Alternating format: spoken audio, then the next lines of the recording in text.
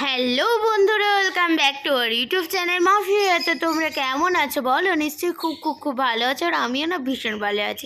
তো এই যে সকালবেলা এই পাহাড়ের দৃশ্যটা থেকে তোমাদের কেমন লাগলো? নিশ্চয়ই মন ছুঁয়ে গেছে।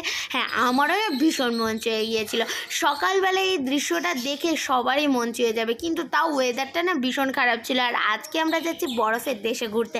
মানে এমনি গ্যাংটক বরফেরই দেশ, সবসময় ঠান্ডা থাকে, কিন্তু আমরা এখন যাচ্ছি বরফের মধ্যে খেলা করতে। কোথায় বলো তো? আমরা যাচ্ছি নাথুলা। 0 পয়েন্টে আমরা যাইনি, কিন্তু নাথুলাতে গিয়েছিলাম। নাথুলাতে তো 0 পয়েন্টের চেয়েও বেশি ঠান্ডা ছিল। কত, তোমরা লাস্ট পর্যন্ত ভিডিওটা দেখলে তবেই বুঝতে পারবে। আর আমরা তো হোটেল থেকে প্রথমে নিয়ে নিলাম একটুখানি পাঞ্চুরি, কারণ যাদের ভমিটিংয়ের সমস্যা আছে তারা না এটা নিয়ে নিও।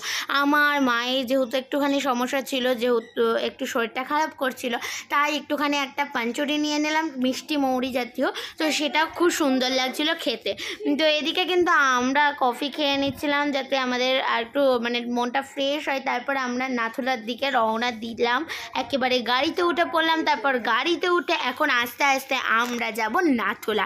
আর নাথুলাতে তো আজকে বিশাল ঠান্ডা ছিল, -5 ডিগ্রি সেলসিয়াস ছিল। মানে তো এখন আমরা বাইরের দৃশ্য টিশ্য দেখতে দেখতে আমরা কিন্তু চলে যাচ্ছি নাথুলা। আর আমরা যেটা বললাম, আমরা কিন্তু 0 পয়েন্টে যাইনি। 0 পয়েন্টে 0 ডিগ্রির চেয়েও কম ডিগ্রি সেলসিয়াস থাকে, তাও ওখানে তো বেশি বরফ থাকে, একেবারে কুয়াশায় ঢাকা পড়ে থাকে। তোমরা যারা মানে ইউটিউব চ্যানেলে হয়তো অন্য কোনো ভিডিওসতে দেখেছো, কিন্তু আমরা সেই কারণে 0 পয়েন্টে যাইনি, আমরা নাথুলা যাচ্ছি। যেহেতু ছোট ছোট বাচ্চারা অনেকে এসেছিলো, আমরা এদিকে দেখো সমস্ত গাছপালা দেখতে দেখতে উপরে চলে যাচ্ছি। আর আমরা এমন একটা জায়গায় চলে গিয়েছিলাম যে নিচে ছিল মেঘ আর আমরা আছে ওপরে। তো এদিকে একটাখানি মানে কিছু মন্দির টন্দির ছিল, সেগুলোই আমরা আসার পথে দেখবো বলে আর এই এখন নামিনি, যেহেতু এখন বাইরে বৃষ্টি পড়ছিল। সেটা তোমরা আরেকটু গেলেই দেখতে পাবে। আর যেহেতু প্রথমেই বললাম ওয়েদারটা একদমই খারাপ ছিল, প্রথম থেকে একটু একটু ঠান্ডা লাগছিলো, তবে গ্যাংটকের না অতটা ঠান্ডা নেই। কিন্তু আস্তে আস্তে যখন মানে আমাদের রওনার দিকে যাচ্ছিলাম, সেদিকে তো এত ঠান্ডা তোমাদেরকে কি বলবো। দেখো আমি একেবারে পুরো কত জিনিস পরে নিয়েছি, তারপর আমার না খুবই ঠান্ডা লাগছিল, কি আর বলবো বলো। আর এইদিকে দেখো বৃষ্টিতে পুরো কাচই ভিজে গেছে, তোমরা দেখতেই পাচ্ছ। আর এইদিকে আমরা মাঝে দাঁড়িয়েও ছিলাম একটুখানি, যাতে আমাদের শরীরটা খারাপ করছিল, তাই আমরা একটুখানি চোখে মুখে জল দিতে দাঁড়িয়েছিলাম। এই যে আমি নেমেছি, কিন্তু এত শরীরটা খারাপ করছিল কি তোমাদেরকে বলবো। মানে আমার হাত পা তো পুরো আড়ষ্ট হয়ে যাচ্ছিলো। এখানে দেখতে পাচ্ছ আমার টুপি নেই, তাও আমার ভীষণ ঠান্ডা লাগছিল। আর নাথুলাতে তো কি বলবো তোমাদের, নাথুলাতে তো পুরো একেবারে যাচ্ছে তাই অবস্থা হয়ে গেছিলো। সেটা তোমরা লাস্ট পর্যন্ত দেখতে পাবে ভিডিওটায় যে কি অবস্থা হয়েছিল।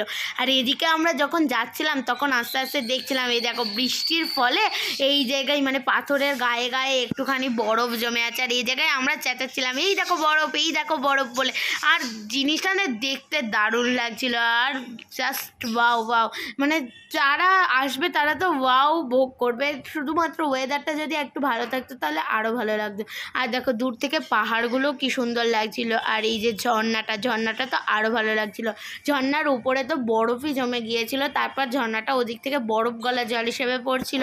আর এদিকে সব জায়গায় কিন্তু অল্প অল্প করে বরফ জমে আছে।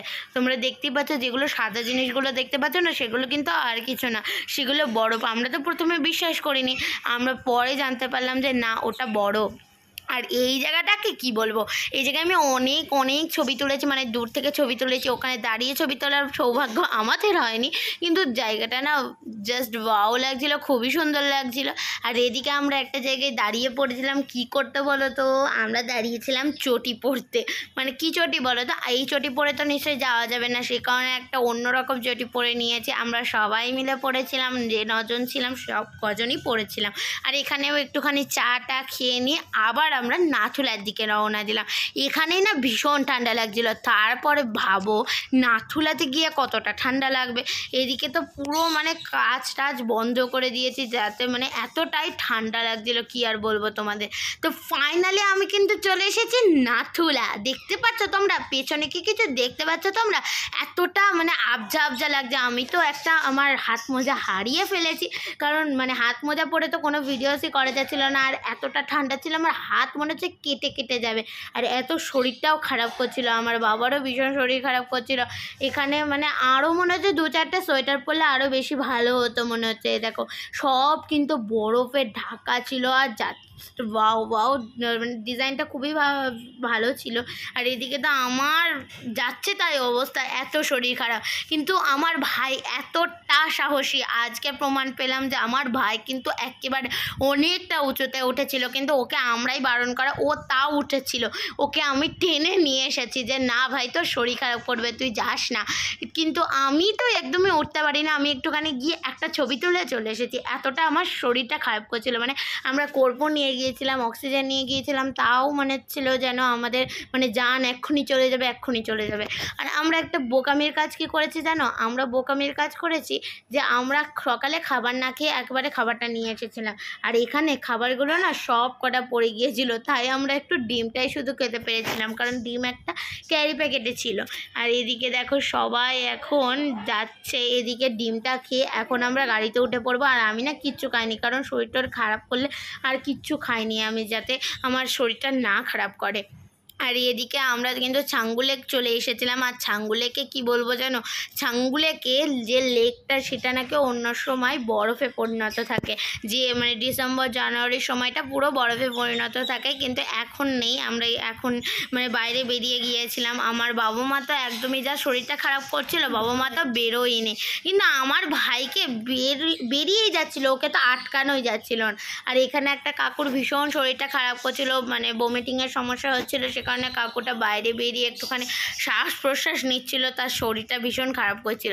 আর মাঝে তো আমারও ভীষণ শরীর খারাপ করছিল, আমিও প্রায় বমি করেই ফেলেছিলাম।